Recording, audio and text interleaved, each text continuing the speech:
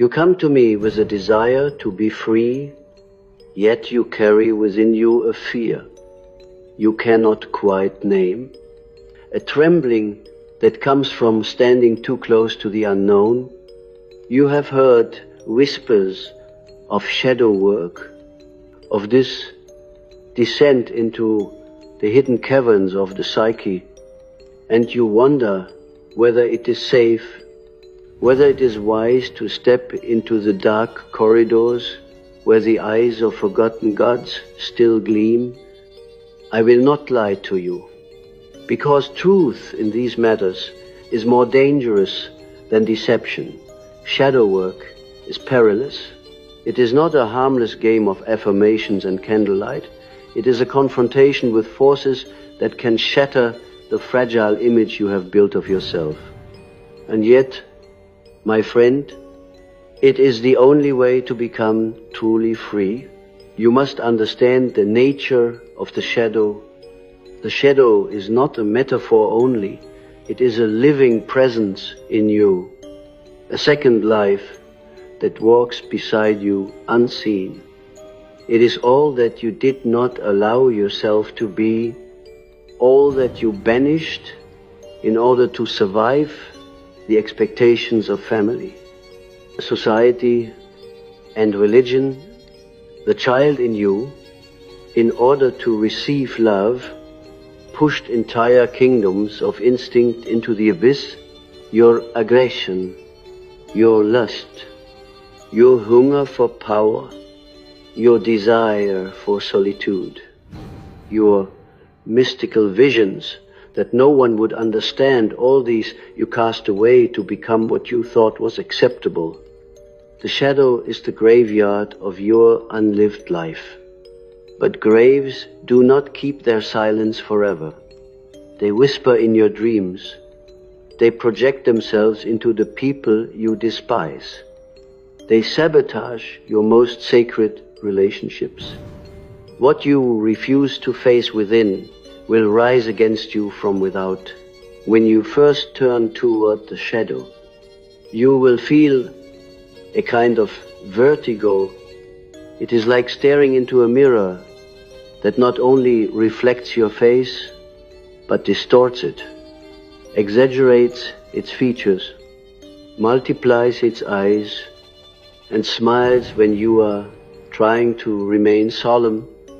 The shadow will not flatter you. It will not confirm the image you carefully present to the world. It will expose your hypocrisy. It will show you that the saint hides a secret sinner, that the healer hides a wound that festers with resentment, that the lover hides a predator, and the victim hides a tyrant. To see this without collapsing is already an act of tremendous courage. But why should you do it? Why risk the balance of your identity? Because the prison of the persona, the mask you wear, is unbearable for the soul. You may live a socially acceptable life, but you will suffocate in your own falseness. The soul longs for wholeness, not for approval, and wholeness cannot be found by collecting more virtues, but only by embracing your own opposites. You cannot know light until you face your darkness. You cannot know love until you face your hatred. You cannot know freedom until you face your compulsions. This is the paradox. The shadow threatens to destroy you, but it is the very path to liberation.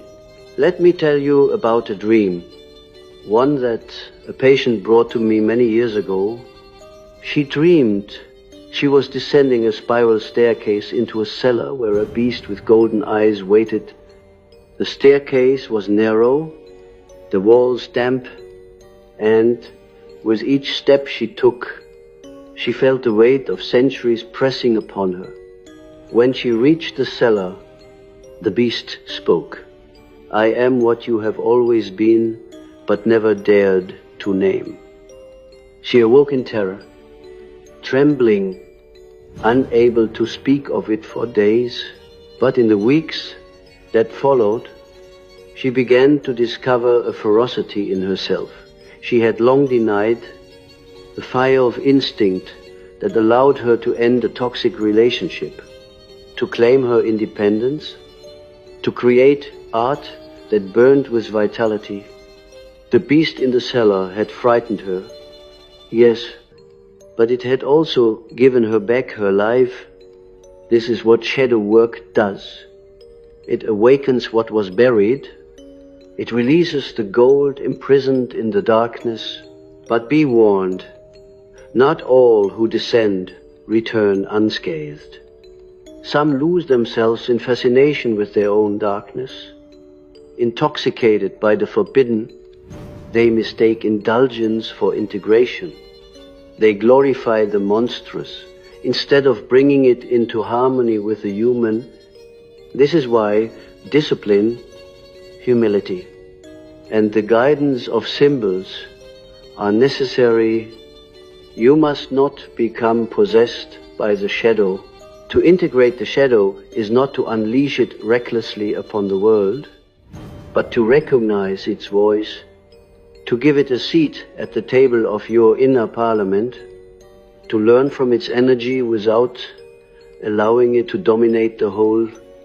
To repress is dangerous, but to identify completely is fatal. Balance is everything. Freedom does not mean the absence of chains alone. It means the capacity to carry your chains with awareness. You cannot annihilate the shadow. You cannot burn it away with prayer or wash it off with holy water. The shadow belongs to you as much as your face does.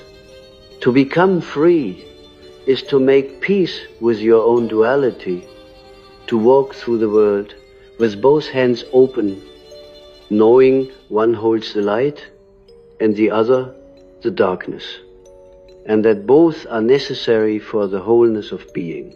Consider also that the shadow is not merely personal. It stretches far beyond your biography into the collective unconscious, into the vast realm of archetypes that humanity has shared since time immemorial. The monsters of myth, the demons of religion, the tricksters and witches of fairy tales. These are not fantasies alone, but reflections of what stirs in the depths of all souls. When you dream of falling into an abyss, of being chased by a wolf, of being swallowed by a sea serpent, you are not only seeing your own repressed impulses, you are touching the mythic dimension of the human psyche. You are encountering the raw material out of which civilizations have woven their stories of gods and devils, and by facing these images within, you participate in the eternal drama of the human soul. You become a conscious actor in a mystery that has unfolded for millennia. Let me confess something. I too have wrestled with my shadow. Do not think that because I stand here as a doctor, as a man of science and philosophy, that I am exempt from the terror.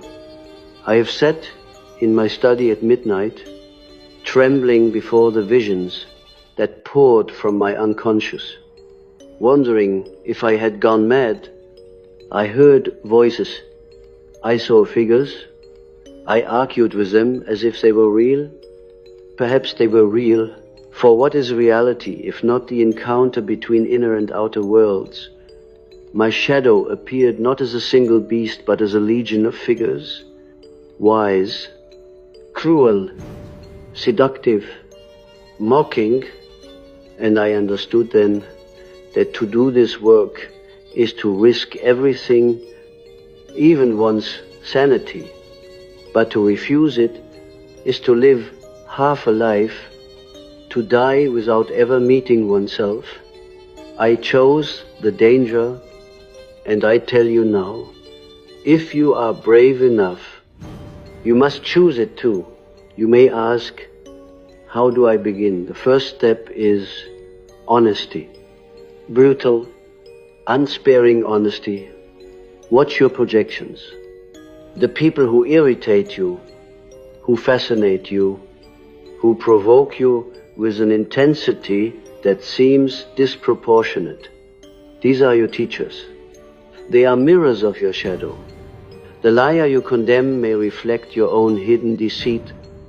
The tyrant you despise may echo your own hunger for control. The seducer you fear may embody your own suppressed desire. To notice this without collapsing into guilt is the beginning of shadow work. You must say, yes, that too is in me. I am capable of cruelty, of lust, of greed. To admit this is not to become evil, but to step out of hypocrisy. It is the beginning of truth. The second step is to pay attention to your dreams. The unconscious speaks in symbols, not in rational arguments. The dream is the royal road to the shadow. When you dream of a dark figure, a pursuer, a stranger who threatens or seduces you, do not dismiss it as nonsense. It is your shadow knocking on the door. Engage with it. Write it down. Ask yourself, what part of me does this represent? What unlived life is calling to me through this image? The dream will not give you easy answers, but it will guide you into the labyrinths of your own depths.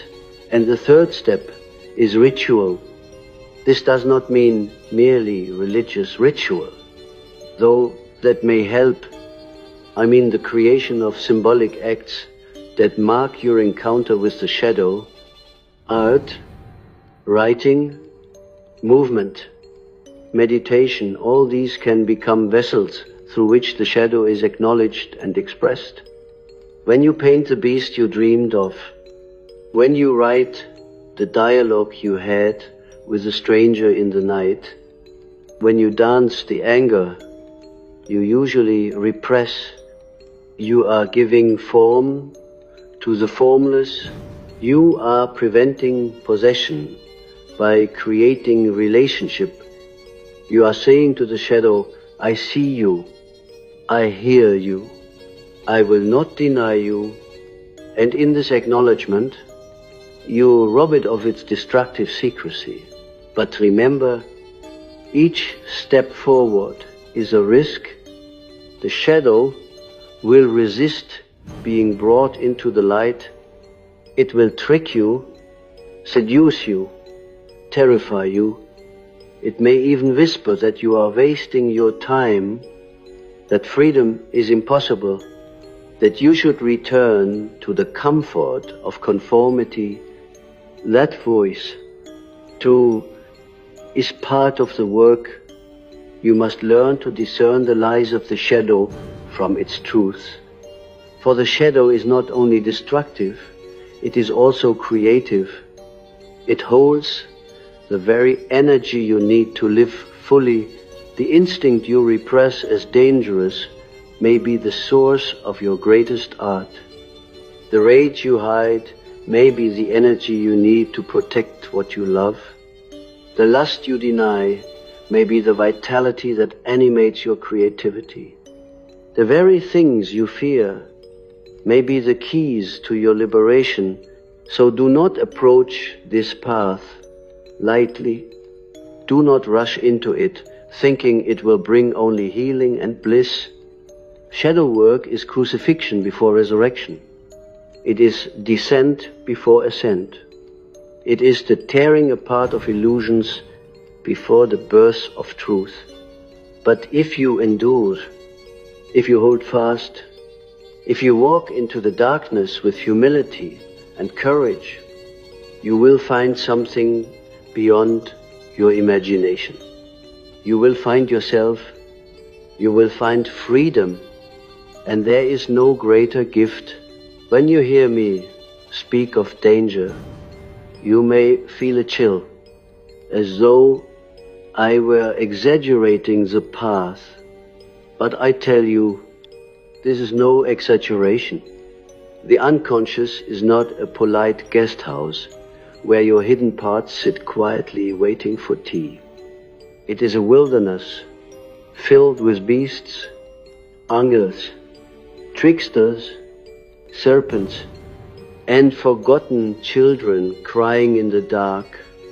To descend into it is to risk losing the map of who you thought you were, and yet this is precisely the necessity, because who you thought you were is too small for the magnitude of your soul. The self that you present each day, the persona, is like a mask worn by an actor. It fits the role society has given you, but it does not encompass the fullness of your being. If you cling to that mask, you will suffocate. If you throw it off too suddenly, you may drown. The work of the shadow is to loosen the mask slowly, to let your true face breathe through it, to reconcile the role with the reality behind it. Many are tempted to approach shadow work as though it were a fashionable exercise. They think if they write a few confessions in a journal or meditate briefly on their childhood wounds, they will emerge illuminated. But the shadow is not so easily appeased. It requires persistence, a willingness to endure ambiguity, to sit with contradictions that do not resolve neatly. The shadow will not give itself to you in one confession or one catharsis. It will return in cycles, as seasons of the psyche, each time you believe you have understood it. It will reappear in a new disguise. It is Proteus, the shapeshifter of the ancient myths, who would reveal the truth only to those who held him tightly through all his transformations. So too must you hold your shadow, even as it appears as fear, as désir, as hatred, as grief, as laughter at inappropriate times. To let go too soon is to return to ignorance. To hold on long enough is to receive its hidden treasure. Consider the archetype of the descent into the underworld. Every culture has preserved this story. Inanna descending into the realm of her sister Ereshkigal, Orpheus descending to rescue Eurydice, Christ descending into hell before resurrection. Why does this motif repeat across millennia? Because it is the mirror of the psychic process. To grow, the soul must descend. To find what was lost, you must go where you fear to tread. The underworld is your unconscious, and Ereshkigal, Hades, or Satan are images of your shadow. To descend is not to worship them, but to confront them, to learn from them, to return with what was hidden. If you resist the descent, your life remains flat, without depth. If you embrace it recklessly, you may remain trapped below. But if you descend consciously, with reverence and patience, you return, transformed, bearing gifts, not only for yourself, but for the world. Let me give you another example, drawn not from myth, but from the clinical reality of human life. A man came to me once, a successful businessman, admired in his community, devoted to his family, Outwardly, he was the very image of stability, but his dreams told a different story. Night after night he dreamed of a thief breaking into his house, of a fire, consuming his possessions, of being chased by soldiers through ruined city. He dismissed these as stress, but I insisted he listen. When we explored the dreams, he discovered a fury within him, a resentment at the very success he had built. He realized he had sacrificed his artistic soul, his longing for beauty, to the god of social approval. The thief in his dreams was not an enemy. It was his own abandoned creativity trying to break into the fortress of his persona. The fire was the energy of passion he had suppressed. The soldiers were the collective expectations that had enslaved him. When he finally acknowledged this, he was shaken. For months he felt lost, disoriented, unsure of who he was, but slowly he began to paint again, to write, to breathe. He did not abandon his family or his responsibilities, but he integrated the artist he had buried. His life became more whole. The shadow had nearly destroyed him, but in facing it, he was liberated. This is the danger and the promise. To live without shadow work is to live in quiet desperation, projecting your darkness onto others, fearing the very things that belong to you. To live with shadow work is to walk through storms, to risk confusion and pain, but to emerge with authenticity. Which life is truly safer? The life of repression may appear stable, but it breeds neurosis, addiction, violence. The life of shadow integration may appear dangerous, but it leads to vitality, creativity, freedom. The choice is not between safety and danger, it is between a slow death and a difficult rebirth. You may ask, what protects me in this descent? I tell you, symbols are the language of the unconscious, and they are the bridges that carry you through. A dream is not just a random story. It is a symbol woven by your psyche to guide you. A ritual is not just a superstition. It is a symbolic act that mediates between consciousness and the depths. Art, myth, religion, these are not mere ornaments of culture. They are the maps of the underworld, drawn by countless souls before you. When you engage with symbols, you are not alone. You are accompanied by the wisdom of ages, but you must learn to see with symbolic eyes, to read the language of the psyche, not literally, but imaginatively. If you dream of death, do not panic. It may be the death of an old identity, not of your body. If you dream of a monster, do not flee. It may be the embodiment of your power, distorted by repression. To see symbolically is to navigate the shadow without being consumed by it. But beware, there is also the danger of inflation. When the shadow rises, it can overwhelm the ego. You may feel possessed by it, as if you are no longer yourself, but a puppet of some ancient force. This is why humility is essential. You are not the master of the shadow, you are its partner. To believe you have conquered it, or that you are now beyond human weakness, is the most dangerous illusion of all. That is how cult leaders are born, how tyrants rise.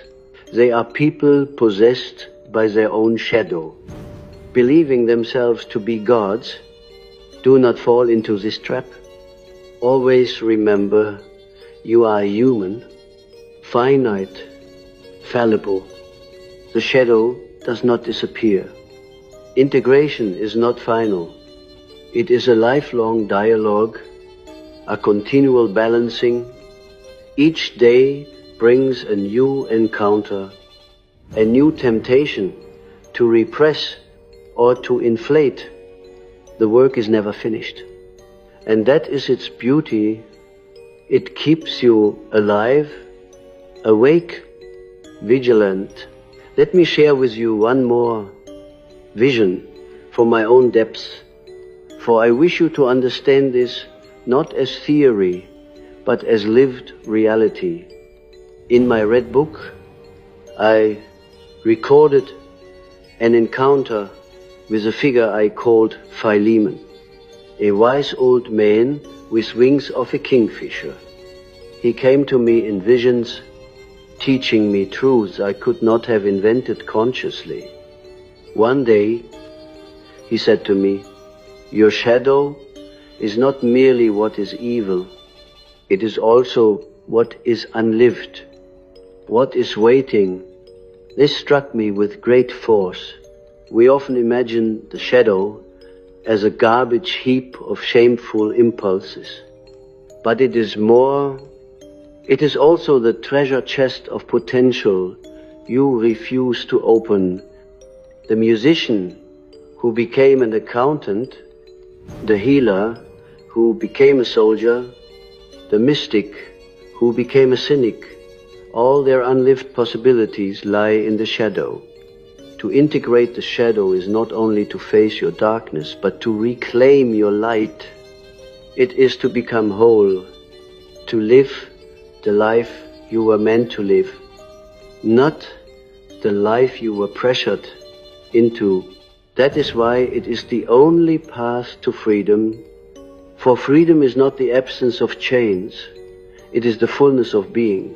So I say to you now, do not fear the danger as if it were a reason to turn away. Fear it as a reminder to walk carefully, to respect the forces you are dealing with. Approach the shadow as you would a wild animal, not with arrogance, but with reverence. Do not provoke it unnecessarily. Do not underestimate it, but do not lock it away in a cage either. Learn to live with it, to learn from it, to let it sharpen your instincts. If you do this, the danger becomes a teacher and the fear becomes courage. You will discover that the very darkness you avoided contains the light you sought, and then you will know what it means to be free. The more deeply you move into this work, the more you will see that freedom is not the glittering idea you once imagined. Freedom is not a reckless detachment from all bonds, not an ecstatic state where nothing touches you. Freedom is the ability to bear the weight of your own being without collapsing.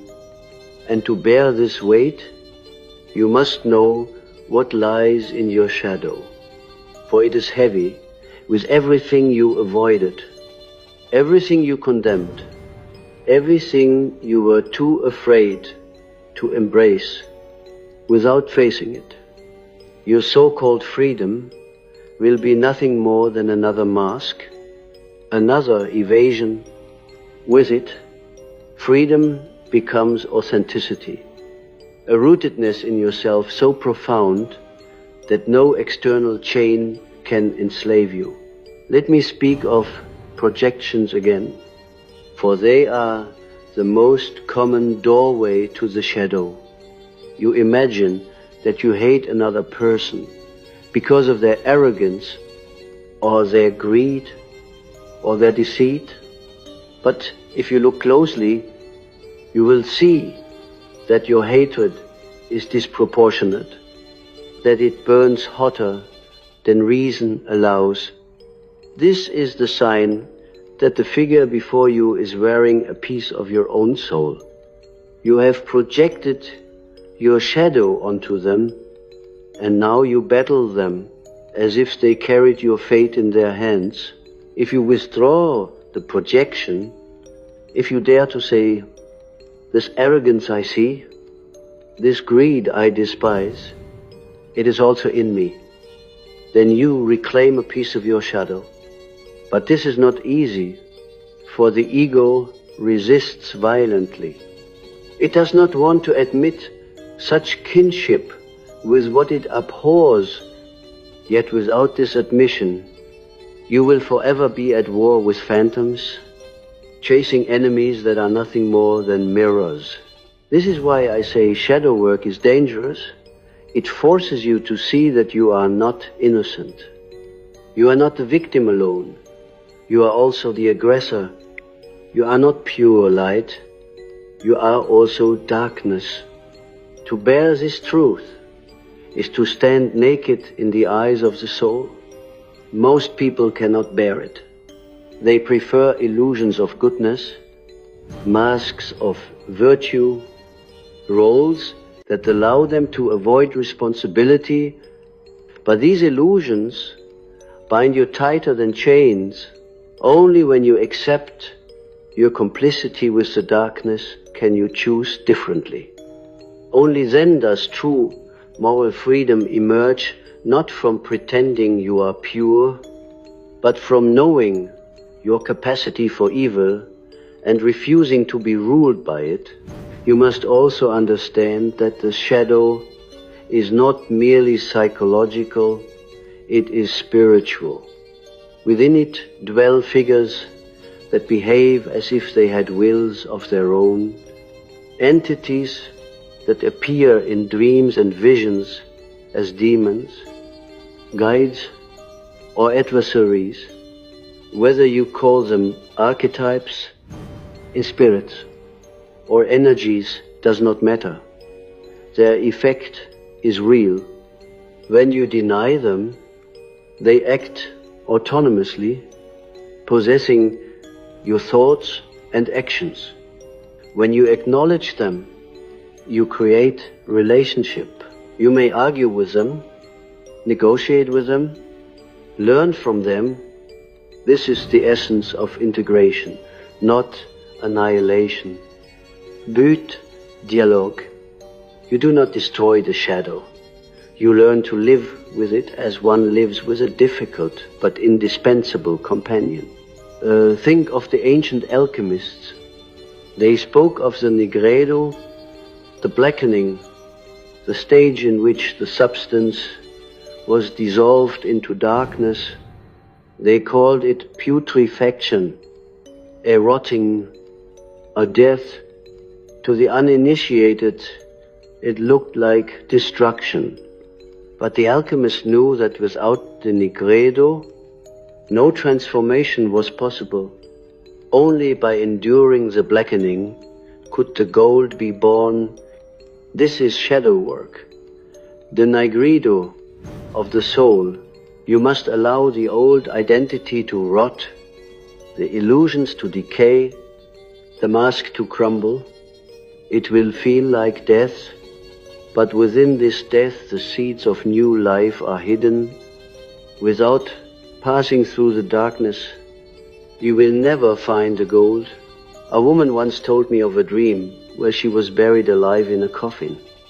She struggled, suffocated, clawed at the lid, but then she realized the coffin was not wood, but soil. She could dig through it. She pushed upward and broke into the open air, covered in earth, gasping for breath. When she awoke, she understood. Her life had become a coffin of her own making, suffocating her spirit. The shadow was the soil pressing down upon her. By facing it, by digging through, she could emerge into freedom. This is the danger and the necessity. If she had fled from the dream, if she had dismissed it, the coffin would have remained. Bien doing it, she broke through. But there is another danger: to romanticize the shadow, to mistake darkness for depth. Some believe that by embracing their rage, their cruelty, their lust, they have found authenticity. But this is not integration, it is possession. The shadow must not be unleashed unchecked. It must be balanced, contained within consciousness. To integrate is not to glorify your darkness, but to place it in dialogue with your light. Only in the tension of opposites does the self emerge. The greater totality that transcends ego and shadow alike. If you identify with the shadow, you fall into chaos. If you repress it, you fall into rigidity. Integration is the narrow path between, the way of wholeness. Do not underestimate how lonely this path can feel. To engage your shadow is to step outside the comfort of collective illusions. Society thrives on masks, on shared projections, on scapegoats and saints. When you begin to see these dynamics, when you recognize the shadow at play in politics, in religion, in families, you may feel alienated. You may see through what others take for granted, but this is part of the freedom to no longer be bound by unconscious collective forces, to act from your own center.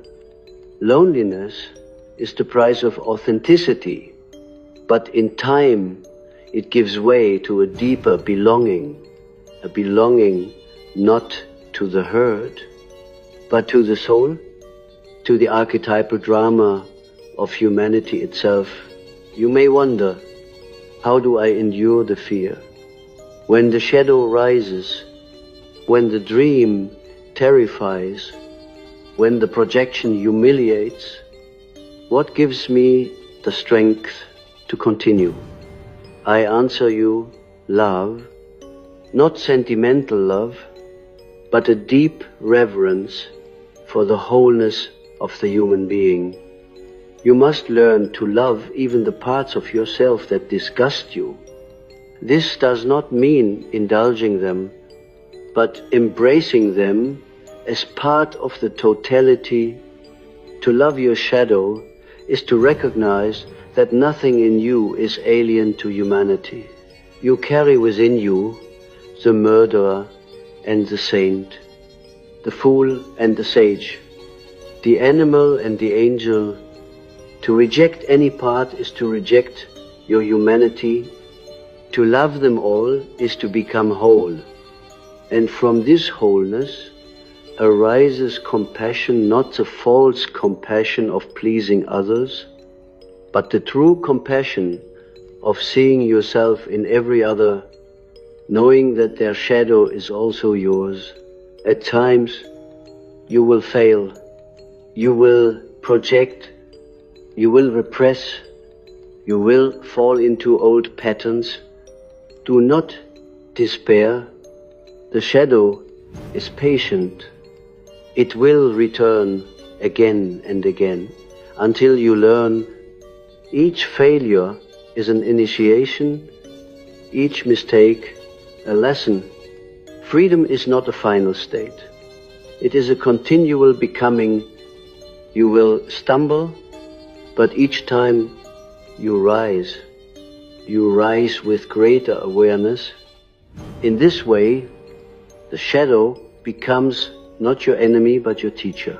And in time, you will bless the very darkness you once feared, for it will have led you to yourself. When you walk far enough into the darkness, something remarkable occurs. You begin to sense that you are not alone. What you called the shadow is not only personal, it is woven into the fabric of humanity itself.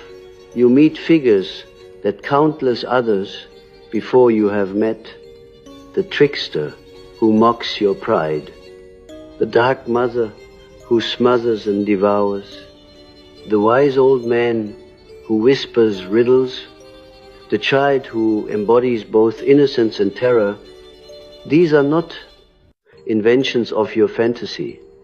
They are archetypes, eternal patterns of the psyche, flowing through myth, religions, fairy tales, and dreams.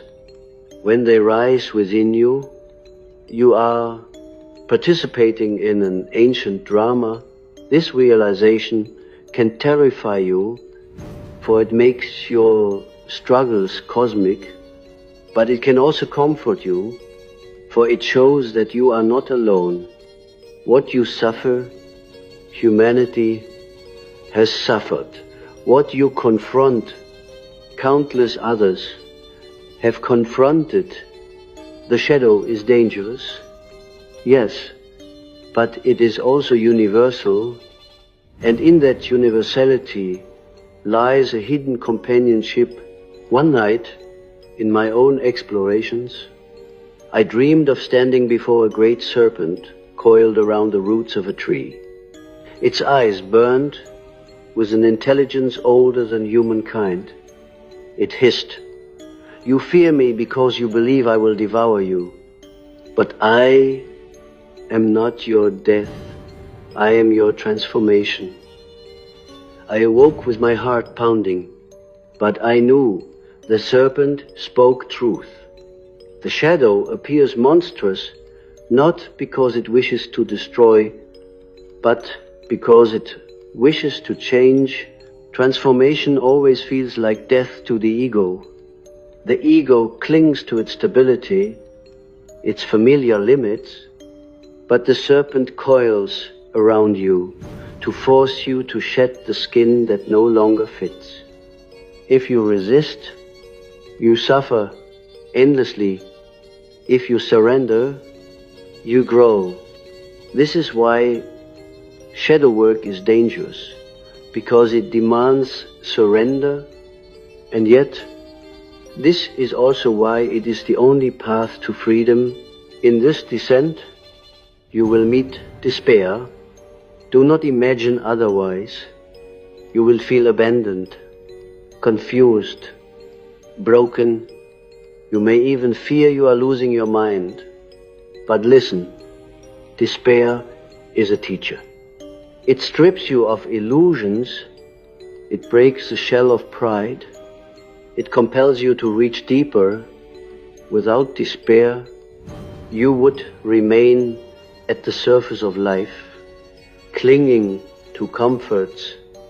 With despair, you are forced into the depths, there, in the silence, beneath hope. You discover the still presence of the self, the center beyond ego and shadow, the source of wholeness. Despair leads you to the threshold of the self, if only you do not flee from it. This too is the paradox. What seems to annihilate you becomes the doorway to your essence. I urge you also to cultivate imagination, for imagination is the bridge between conscious and unconscious. Rational thought alone cannot enter the depths. It breaks upon the irrational, but imagination can descend. When you dialogue with figures from your dreams, when you paint your visions, when you write the words that arise unbidden, you are not escaping reality. You are engaging with a deeper reality.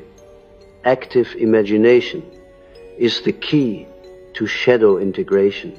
It allows the unconscious to speak, and it allows consciousness to listen.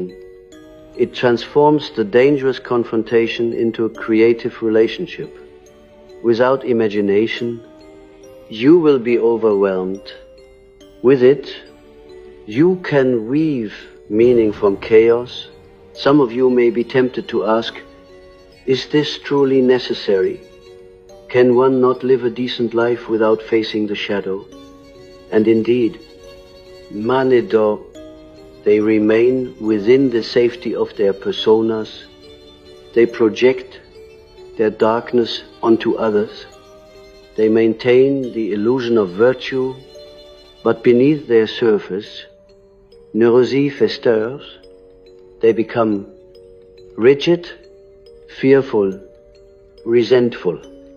They pass their unexamined shadow onto their children, their communities, their nations.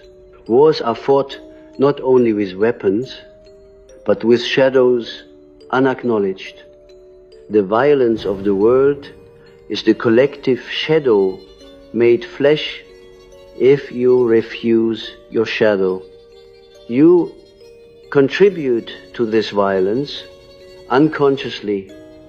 If you integrate your shadow, you withdraw your contribution, you become a point of light, not because you are pure, but because you are whole. And this is the only path to true peace within yourself and within humanity. You will notice also that the shadow is tied to the body. The impulses you repress are not abstractions. They live in your muscles.